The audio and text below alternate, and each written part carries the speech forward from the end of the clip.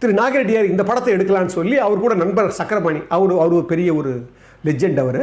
இவங்க 2 பேரும் என்ன பண்ணுறாங்க, முடிவு பண்ணி எம்ஜிஆர் வச்சு படம் எடுக்கலான்னு சொல்லி அதை முடிவு எடுக்கிறாங்க. எடுக்கிற உடனே நாகரெட்டியார் முதல்ல விநியோகரை கூப்பிட்டு இந்த மாதிரி ரெட்டை வேஷத்தில் திரு எம்ஜிஆர் ஒரு சோஷியல் பிக்சர் பண்ண போகிறாரு அப்படின்னு சொன்ன உடனே அவங்க கூட அதிருப்தியாக இருந்தாங்களாம். யார் விநியோகரெல்லாம் டிஸ்ட்ரிபியூட்டர்லாம் வந்து அதிருப்தியாக இருந்தாங்களாம். ஆனால் அவர் சொன்னாராம், இல்லை இந்த கேரக்டர் கரெக்டாக அவருக்கு சூஸாக இருக்கும், நிச்சயமாக இது வந்து ஒரு பெரிய வெற்றி பெறும் அப்படின்னு சொல்லி என்ன பண்ணாராம், எம்ஜிஆர் இதை வச்சு தான் பண்ணணும்னு சொல்லி முடிவு எடுத்துட்டாராம்.